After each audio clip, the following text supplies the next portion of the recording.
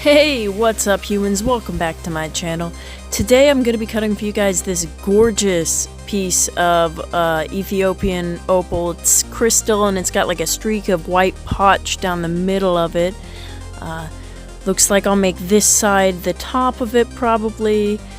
And yeah, let's see how big this is. So when I measure it out, it is 16 millimeters by 17 millimeters. And it weighs a total of 12 carats total, so pretty big stone. Looks really clean inside of there. I didn't shine it with the flashlight and the colors are beaming, so let's hope that when we cut the other side as the top that those colors will show through. And we will see if they do. If you want to see how the stone is shaped and what happens with it, just keep on watching.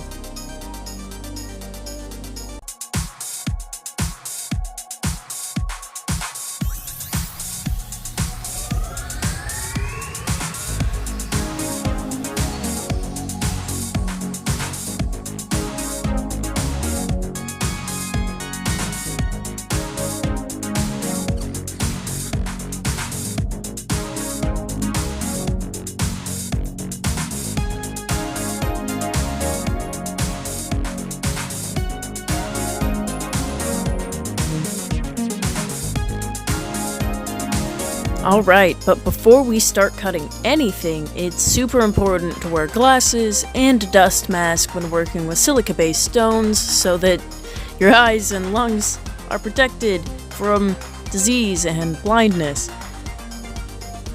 So I always take requests and I always tell you guys that you can tell me how I can make my videos more enjoyable to watch for you guys. And a couple of people have said that they would like to see the cutting of the stone a bit more, and somebody else said that they're disappointed at the hyper speed of my videos. And so today I'm having the roughest grit, the 800 diamond bit grit here, a lot slower, and that's why the video is longer, if you're wondering. Just trying to show you guys a bit more of what I'm doing here. So starting off, I'm kind of just concentrating on the lumpy bits of the stone and kind of the flat part on the one side of the stone. I want to try to make it round, so I'm just kind of trying to work on evening out the bumps with the more inward parts, and then grinding it fully all the way around and bringing the piece up to the face of the stone and shaping the face of the stone, starting with the edges and then working my way to the top of the face is usually how I would do it.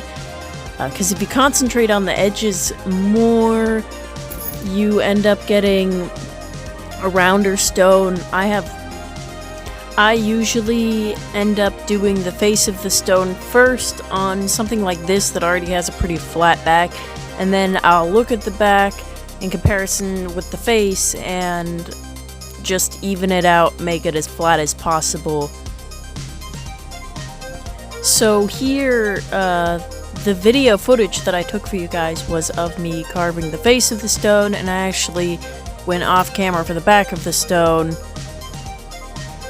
And something to note if you're a beginner just getting into opal cutting and you're using a dremel or a lapidary, whatever it may be, the roughest grit that takes the most off obviously is going to make or break your stone because it's taking more stone away.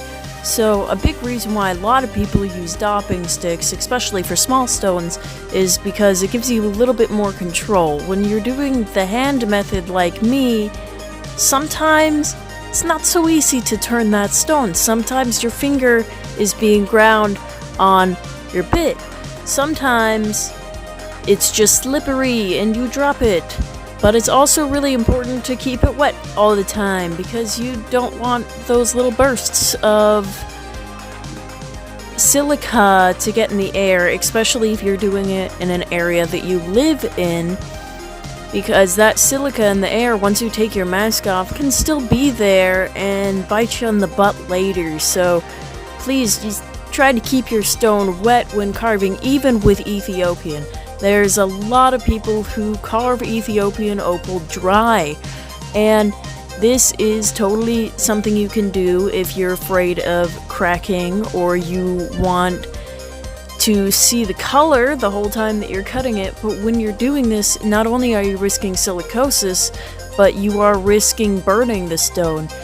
Now, if you get too much traction on the stone from your bit, you can definitely burn it, and it will penetrate the layers of the stone and give it kind of like a weird gray hazy effect. At least that's what I've seen in Ethiopian opal, and that's just no fun. We don't like that. Through the Nova points as well, I do keep it wet. Through every Nova point, they are wet tips. The only dry tips that I use are my grit pastes that you'll see coming up if you're new to my channel. But yeah, just please, when you're using your method, whatever it may be, make sure that you're taking safety into consideration.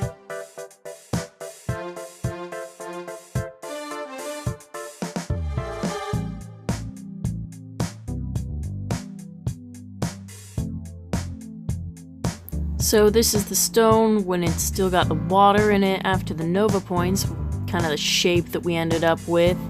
And then this is the piece after it's been dried out. There's little tiny sparkles in it when you bring it in the sun that I wanted to show you guys. And this is it actually when it's wet. I wanted to show you guys those little sparkles. Super cute.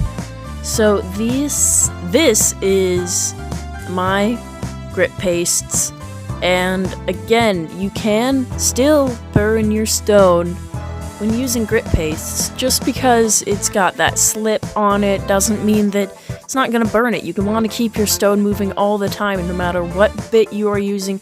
Constantly move it. If you're going to hold it on your grinding apparatus for any period of time, it needs to be just a couple of seconds, because you can burn it no matter what it is on. I've only burned a couple of stones in my day, but it only took me 2 to really never want to do that again. So just be careful. Now, I have in the past cut a stone and then looked at it afterwards and been like, you know, that's not quite the shape that I wanted. And so I decided to recut it. But then, for some reason, instead of bringing it all the way back to the metal diamond bit, I'm like, no, I want to do it on the black Nova point because I want to be gentle and I don't want to take very much away and I don't want to scratch it because, gosh, you drop it and then it scratches it and then you gotta do the whole stone polish again. But if you're careful, you can just shape it like you wanted to without hitting the other sides. But if you do it on the black Nova point, it's almost a little bit too gentle for me. And this is a really tiny stone. I find it just takes me too long, and I'm too impatient to sit there forever trying to get the bump off my stone.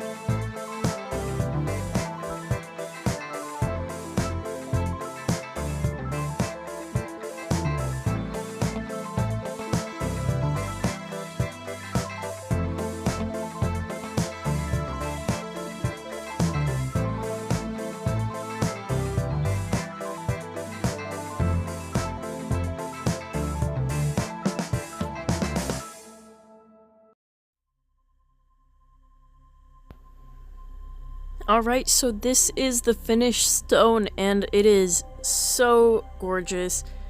You know, originally I wasn't like super happy with the shape after I had finished the Nova points, but somehow in the polishing it just looks great now.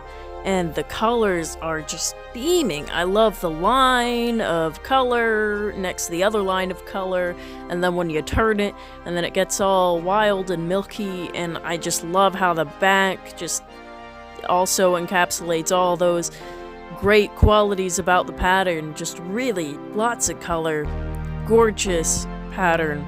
So happy with the way it looks. But when you weigh it out, it's 4.55 carats, so you know. We still ended up losing more than half the stone, but this is the stone before we cut it, so you guys can remember what it looked like in its glory days, in its youth, when it was fresh and untouched by the world. 12 carats. And then we have the 4.55 carat little round stone that I carved out of that. And, you know, I think it's nice.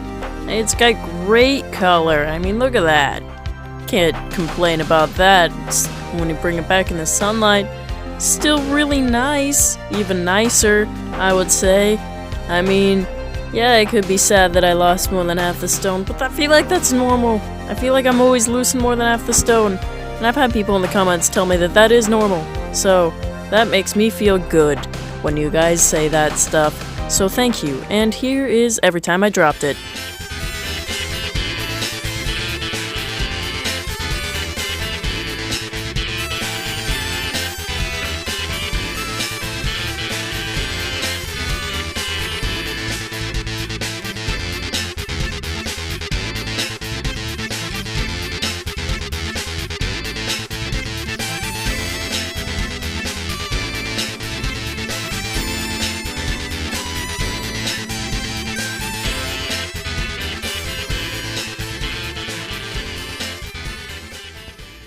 And now to talk about last week's failure, question mark? Failure, period. Definite failure, kind of failure? Well, I had this big stone. It was very large. And then I cut it. And it was very tiny. And I was like, oh, I don't think I could polish this with my hands. You know, it was still like a carat large, right? And it had good color. That wasn't the problem. It was just that, like, I need a dopping stick for it, and I could not grip it, right? I couldn't grip that to polish it for the life of me. I just knew I was gonna drop it, so I was like, nah, good on that. Also, could have pulled out a painting for you guys. But I've been making soap this week, and soap is art, so I just thought I'd show you guys my soap. This one is Night Rain from P&J Trading, essential oil scented little candle soap inspired by Royalty Soaps' Silent Night soap, and it's got little holographic and color-changing flakes on the top to kind of be like a little night sky, you know? Little candles in the nighttime, night air, you know, scent. And then this one is cranberry scented, and I was kind of trying to make like an Alaska landscape here. You know, this is all melt and pour. I'm all new to it. It's got, you know, those color-changing flakes on the top. Not at all an even cut, but these are for personal use mostly. You know, I thought that was really cute though. And then I made this one actually the same day that I'm narrating this, and this one is like a scent that I mixed up with some clove and some coffee scent. And yeah, as you can see, it's like a moon over a mountain with flames coming up off of it. So cool, with like a night sky. Man, these turned out way cooler than I thought. I'm just picking up a new little hobby with some melt and pour soap base, and I like it. It's fun. But thank you guys so much for watching. I hope that you guys subscribe if you're not already subscribed, and I'll see you guys next time that I post.